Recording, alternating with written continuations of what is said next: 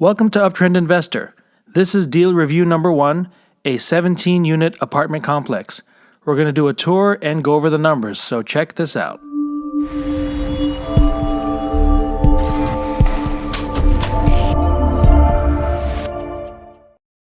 Hi, this is Jason with Uptrend Investor. And in this deal review, we're going to talk about this 17-unit apartment complex, which is located in DeLand, Florida, which is about an hour north of Orlando. So you can see here right off the bat that it is three separate structures. You'll see in a minute that this first building on the left is a shorter building and the other two are longer buildings. You can see here it's on a quiet, small street, but not too far from the main street there. And that street up there is just a couple minutes away from downtown. It's also very close to Stetson University, which is the big school in town. So you can see here that the units, a lot of them have the satellite dish and what looks to be air conditioning units of various ages. So at least some of the units have centralized AC.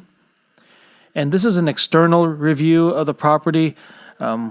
This is just me walking around the property, my wife and I, and later on we plan to have a actual tour, internal tour with our commercial broker. You can see here that we have the separate electric meters,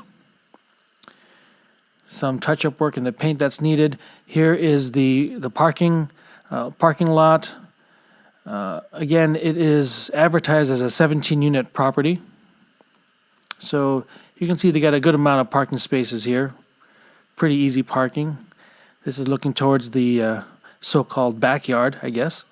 And take another look. Here's that first building. Like we said earlier, it's a shorter building.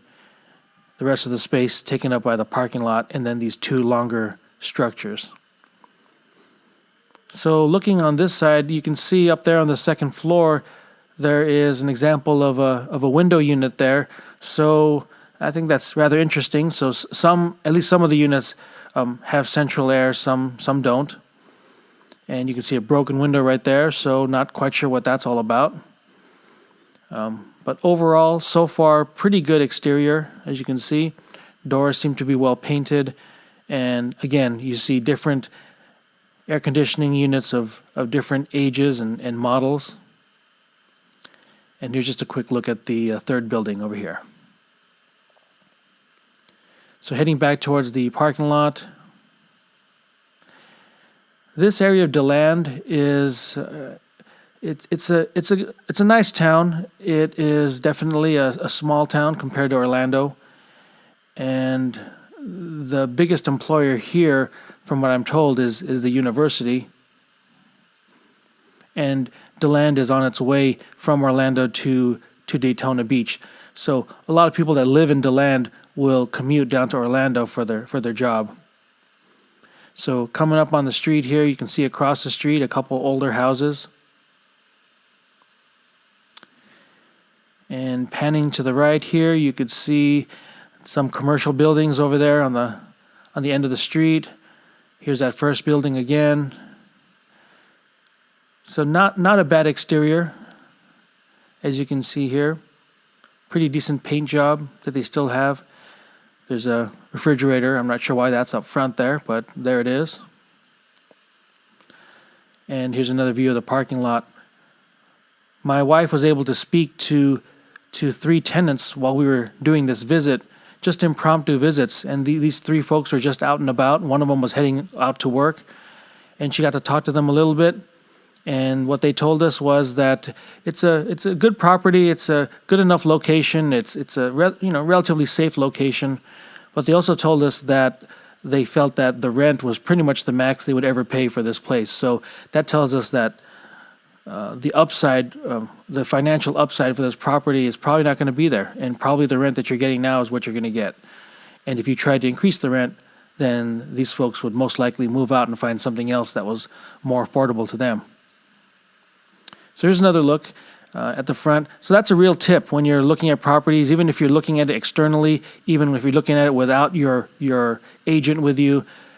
If you can get some time with any of the tenants, they can really tell you what's happening to the property. They can tell you how they feel like it's been managed so far by the previous owner. And that is a golden opportunity. So that's a real tip to talk to tenants when you have that chance. So here are the mailboxes. You can see that there are only 12 mailboxes, which we found interesting because the property is listed as a 17 unit. So we got to figure out why and how they were able to get 5 more units in there. According to the ad, there's a couple efficiencies.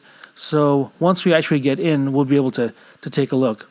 So we're trying to arrange an appointment to look inside the property. Here's one last look on the outside. Again, you could see several units with a satellite dish. You could see the individual meters again. Yeah, you can also see here that the outside again looks pretty well maintained so far, but we'd have to get a much better look at the interior, of course, and also the roof. So that is that's the property. Okay, so here are the numbers for this 17 unit property. The asking price is $1,235,000. And according to the seller's report for the revenue, so we're going to work out our cash flow here. The revenue, gross revenue for all 17 units comes out to $154,800. Okay, assuming you were fully rented. In the area, the vacancy rate is approximately 7%. So that comes out to 10,836. So based on that, the effective revenue annually, and all these numbers are going to be annual, comes out to $143,964. So that's 93% of the gross revenue. Okay, so here are the expenses that my commercial broker and I came up with the most reliable sources we could find. So for this property, at the full asking price of $1,235,000, the real estate tax on this would be approximately $24,000. And this is based on using the county property tax assessor's tool to estimate real estate tax. And this is important because you have to estimate the tax that you're going to pay and not go by what the seller was paying, because their real estate tax is based on the price that they bought it for. So the next thing is the insurance, which with some calling around, we found out that the average would be about $76.50. Property management, and I was quoted as low as 6% property management fee, and so that would be $86.38. And again, these are all annual numbers, as you can see. So the next thing is the utilities, and this was based on the seller's estimates, and that came out to $13,704. The next is the repairs and the maintenance, and estimated 4% repairs and maintenance cost came out to $6,200. Finally, just for the as-needed issues, we set aside a 5% reserve, which came out to $71.98. Okay, so these are all the annual expenses that we are anticipating at this time. Of course, very estimated. We anticipate other things will pop up. So the next step is to determine our debt service and put all these numbers together. Okay, so for the debt service, I'm anticipating putting down 30% down payment. So the loan to value, LTV, is 70%. So that will lead to a loan amount of $864,500. And again, that's based on the full asking price of $1,235,000. Okay, which I'll tell you right now, I'm not paying that. So this is just for illustration purposes of what we would expect if we paid that amount. So the current average rate that we're seeing for these commercial loans is coming out to about 5.5% with an amortization schedule over 20 years. So the monthly debt service, when you plug all those numbers in, comes out to, put this over here, $5,946. It's a monthly debt service, which gives an annual debt service of $71,361. Okay, so now we take the debt service and we plug that into our formula to look at our debt coverage ratio, because we are looking to have this this property funded, have the purchase funded by a bank. Okay, so to determine our net operating income, we take the effective revenue, which came out to $143,964, and we subtract all these expenses that we came up with a few minutes ago, and that comes out to an NOI of annual NOI of $7,4,174 for this 17 unit. When we look at the debt service and we determine the annual debt service was $71,361. So right away you can see that the debt coverage ratio comes out to 1.04. To see how debt coverage ratio is calculated, you can click on this link over here to see a previous video on this topic. So with the debt coverage ratio of 1.04, right away that's not good. So a commercial lender, a bank, will want to see a debt coverage ratio usually at least 1.2, depending on the risk that they determined on the property. They may want to see a higher debt coverage ratio, more like 1.3.